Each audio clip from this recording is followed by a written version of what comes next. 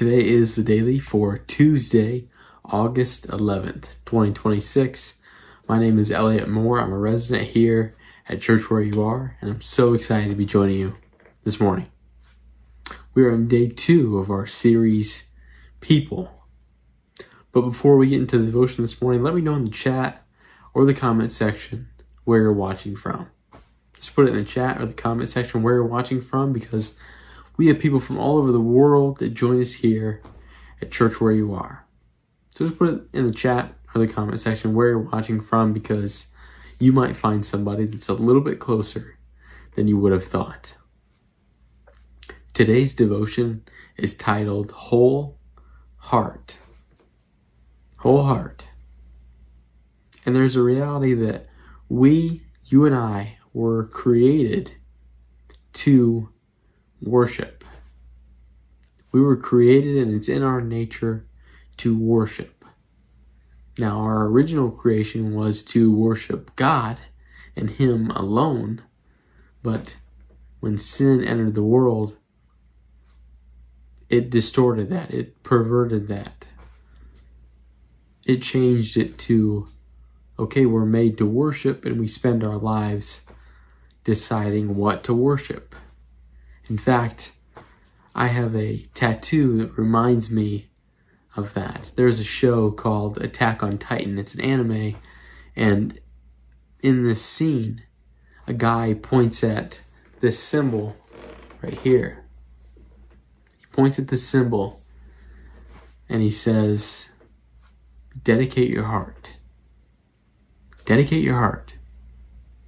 And that's what I think of when I hear that we were made to worship, because he says, dedicate your heart. And that made me think, that made me realize, everybody dedicates their heart to something. Everybody dedicates their heart to something. Maybe unintentionally, maybe they don't realize it, but everybody dedicates their heart to something. And when sin entered the world, we began to dedicate our hearts to things that won't fulfill us, things that won't reciprocate that love, things that don't care about us, like our jobs, our title, other gods, our finances, and in a lot of cases, just ourselves. We're dedicated to ourselves.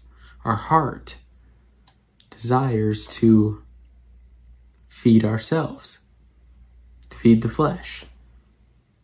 Those things feel good. I won't say, nobody enjoys those things truly. Of course they do. Of course they do.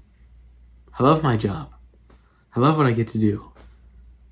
I'm going to love someday to be called a pastor, which will be my title. I don't love other gods, but you could argue those things could become your gods. And what about finances? Everybody loves money. Everybody loves to provide for their family.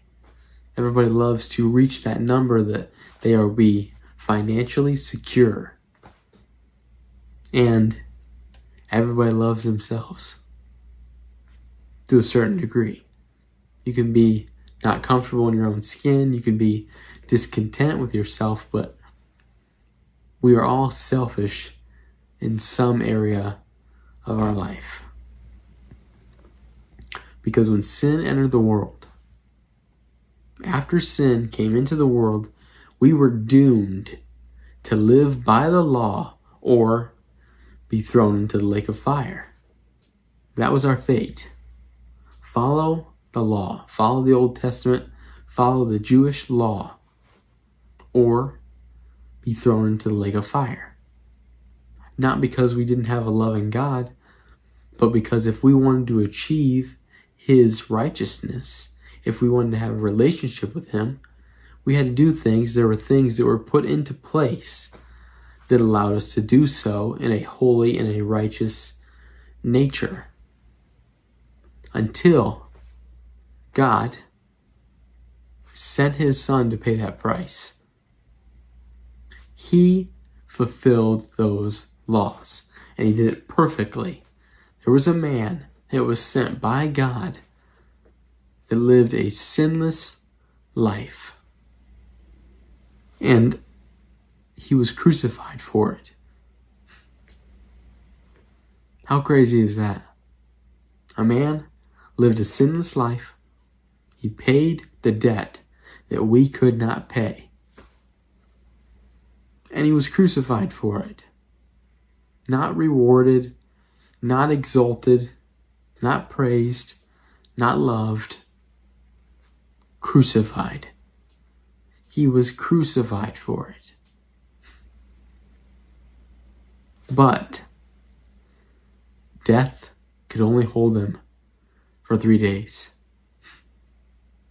That's the God that we serve. A man that was God, that was crucified, that died a criminal's death.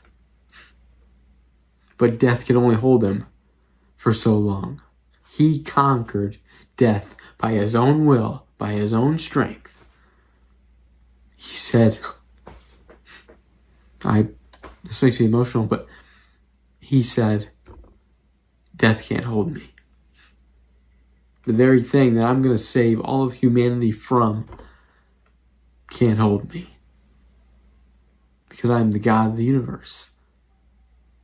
And that same God, that same man, loves us.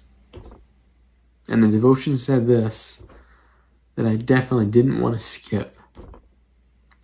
It said that God, that man, Jesus, holds our hearts in his pierced hands. He holds our hearts in his pierced hands. What that means to me is God is grace and God is love. And that's what he desires for all of us. So I'm going to say this very bluntly, very without a filter. If you look at your life, if you examine your life, and you don't find yourself on this side, what are you waiting for? What are you waiting for? And again, this may be harsh, and this may be too direct, and this may offend you, but in a way, I don't really care. Because what are you waiting for? Are you waiting for the clouds to open up? Are you waiting for the God of the universe to give you everything you ever wanted? A new car, a new house, all the money you could have, all the women you could have, all the men you could have. Is that what you're waiting for? Him sending his son, him removing himself of Godhood. Because that's what that is. That's what that means. He sent his son. What does that mean? It means God took away the deity, took away the God in him, and was born a man.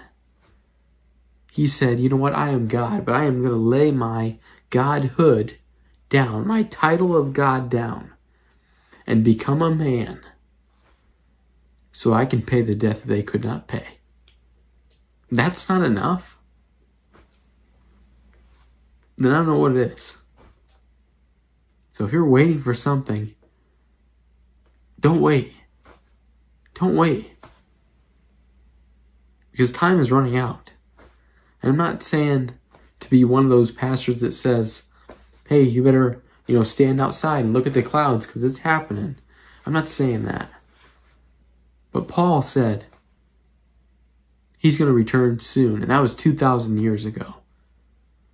How soon do you think it is for us? That's soon. So what are you waiting for? God desires to be in relationship with you. He desires to take your heart, not rip your heart, not remove your heart, but take your heart and hold it in his pierced hands to love, to care, and to give you grace, to spend eternity with you. Not to force you into eternity, but to spend it with you. Because that's what he wants. He wants time. He values you. And yes, I mean you. No matter where you are in a Christ-following journey, He desires that for you and for I. So don't wait. Reach out. Reach out to God. It could be a simple prayer of, God, I want to give my heart to you. I want to give this a try. I want a relationship with you. Just talk to Him. Because that's what He wants. He wants to hold your heart. He wants to give you grace. And He wants to give you love. Thank you so much for joining me on another edition of The Daily. I would encourage you, if you haven't already, download the Church Where You Are app. It's a free app. You can get wherever you download your mobile apps on your device. Just search Church Where You Are and you'll find it.